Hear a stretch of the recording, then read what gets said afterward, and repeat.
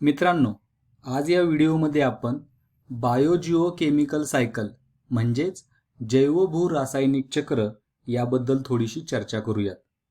बायोजिओकेमिकल ही संज्ञा ऐकायला खूप कल्पक वाटते, परंतु प्रत्यक्षात ही अशी चक्रे आहेत ज्यामध्ये जीवनासाठी आवश्यक असलेल्या विविध रेणूंचा समावेश होतो आणि ते एखाद्या परिसंस्थेमधून आणि खरोखरच संपूर्ण जीवावरणामधून कसे फिरतात हे यामध्ये येते. ज्या रेणूंबद्दल आपण विचार करतो ते रेणू एका घटकापासून किंवा अनेक घटकांपासून बनलेले असू शकतात. पाणी हा जीवनासाठी अत्यंत आवश्यक घटक आहे. यानंतर आपण कार्बन बद्दल सुद्धा बोलणार आहोत. जेव्हा आपण जैवभू रासायनिक चक्राचा विचार करतो तेव्हा कार्बन अनेक रूपे धारण करतो. हवेत कार्बन डायऑक्साईड असतो, सेंद्रिय रेणूमध्ये भरपूर कार्बन असतो. आपल्या शरीराचा बहुतेक भाग म्हणजेच वस्तुमान तयार होण्यासाठी कार्बनची गरज असते. आणि असे खूप सारे घटक आहेत ज्यांच्याकडे आपण तितकं लक्ष देत नाही. तर त्यामध्ये नायट्रोजन आहे, फॉस्फरस आहे. आपण जर विचार केला तर आपल्या लक्षात येते की बहुतेक सेंद्रिय रेणू हे कार्बन, हायड्रोजन आणि ऑक्सिजन यांनी बनलेले असतात. मग नायट्रोजन आणि फॉस्फरसचं काय? तर लक्षात ठेवा, आपला DNA डिऑक्सीरायबोन्यूक्लिक ऍसिड यामध्ये नायट्रोजनयुक्त आम्लरी तयार करण्यासाठी नायट्रोजनचा उपयोग होतो. आणि इतर जैवरेणू जसं की अमिनो ऍसिड्स आणि प्रथिने ज्यामध्ये नायट्रोजनचा समावेश असतो. फॉस्फरस, आता फॉस्फरस बद्दल बोलूया. फॉस्फरस हा ATP ॲडिनोसिन ट्रायफॉस्फेट मध्ये असतो, जो अत्यंत आवश्यक असा मुख्य जैवरेणू आहे. त्याचप्रमाणे DNAच्या सांगाड्यांमध्ये देखील फॉस्फरस असतो. त्यामुळे हे सर्व घटक जीवनासाठी खूप आवश्यक आहेत. आणि महत्त्वाची गोष्ट म्हणजे हे सर्व घटक जैवभू रासायनिक चक्राद्वारे पुनर्चक्रित केले जातात. आपण याआधी परिसंस्थेमधील जो ऊर्जा प्रवाह आहे त्याच्याबद्दल बोललो होतो.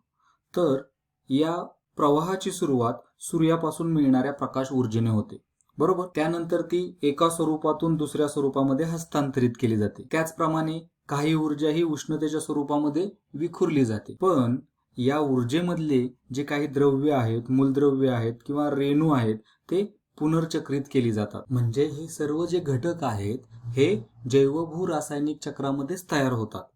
अधूनमधून काही उल्का पडतात, पण बहुतेक करून आपल्या सभोवतालचे बहुतेक द्रव्य पृथ्वीच्या निर्मितीच्या वेळी होते. अब्जावधी वर्षापूर्वी ताऱ्यांच्या अंतर्गत भागातील फ्युजन अभिक्रियेमुळे ते प्रथम निर्माण झाले. त्यामुळे जीवसृष्टीतील प्रत्येक गोष्ट जी आपण आतापर्यंत पृथ्वीच्या इतिहासात पाहिली आहे ती बहुतेक समान मूलद्रव्ये आणि समान रेणू आहेत, जे वारंवार पुनर्चक्रित केले जातात.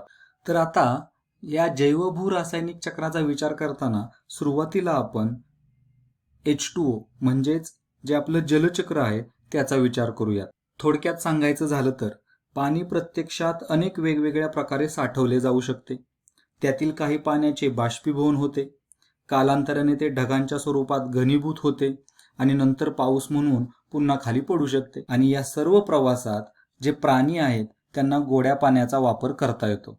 ते पाणी सजीवांचा एक भाग बनते. आपल्याकडे असे काही सजीव आहेत ते पाण्याला त्यांच्या परिसंस्थेचा भाग मानतात. त्याबद्दल आपण दुसऱ्या व्हिडिओमध्ये सविस्तर चर्चा करूयात. आता आपण कार्बन बद्दल बोलूयात. कार्बन चक्र. कार्बन चक्राबद्दल अगदी थोडक्यात सांगायचं झालं तर असं समजा की इथं एक जमीन आहे आणि इथं एक रोप आहे. तर हे रोप म्हणजे ही वनस्पती जी आहे ती काय आहे? उत्पादक आहे, स्वयंपोषी आहे. ही वनस्पती सूर्यापासून ऊर्जा घेते आणि प्रकाश संश्लेषण पद्धतीने स्वतःचं अन्न स्वतः तयार करते, बरोबर. तर ती वनस्पती काय करते?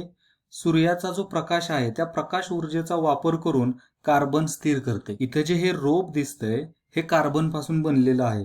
तो कोठूनही अचानक आलेला नाही, तो पुनर्चक्रित केला गेला आहे. हवेतील जो कार्बन आहे त्याच्यापासून तो कार्बन पुनर्चक्रित केला जातो. म्हणजेच काय तर हवेतील जो कार्बन आहे तो कार्बन डायऑक्साईडच्या स्वरूपात असतो. मग हे रोप प्रकाश ऊर्जेचा आणि कार्बन डायऑक्साईड वायूचा वापर करतं आणि कार्बन स्थिर करण्यासाठी मदत करतं. हे रोप आपल्याला वाढताना दिसतं, बरोबर.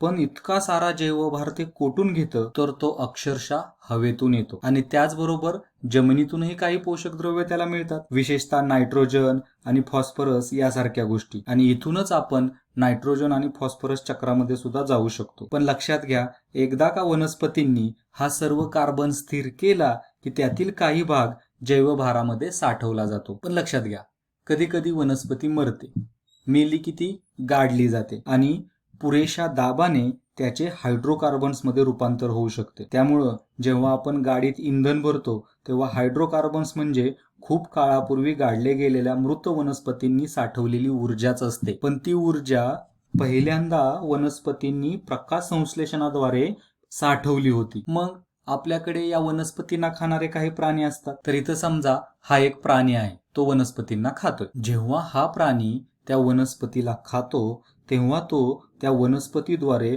मूलतः स्थिर केलेला काही कार्बनचा स्वतःच्या जैवभारासाठी वापर करतो. परंतु जेव्हा तो प्राणी त्या वनस्पतीच्या काही भागाचे चयापचय करतो तेव्हा तो जगण्यासाठी, वाढण्यासाठी आणि हालचाल करण्यासाठी त्या रासायनिक बंधामध्ये साठवलेल्या ऊर्जेचा वापर करतो आणि असं करत असताना तो कार्बन डायऑक्साईड बाहेर सोडतो, जेणेकरून तो कार्बन डायऑक्साईड पुन्हा वातावरणात जाईल आणि हे कार्बन चक्र असंच चालू राहील. कालांतराने हा प्राणी मरू शकतो किंवा इतर जे भक्षक आहेत त्यांच्याद्वारे तो खाल्ला जाऊ शकतो.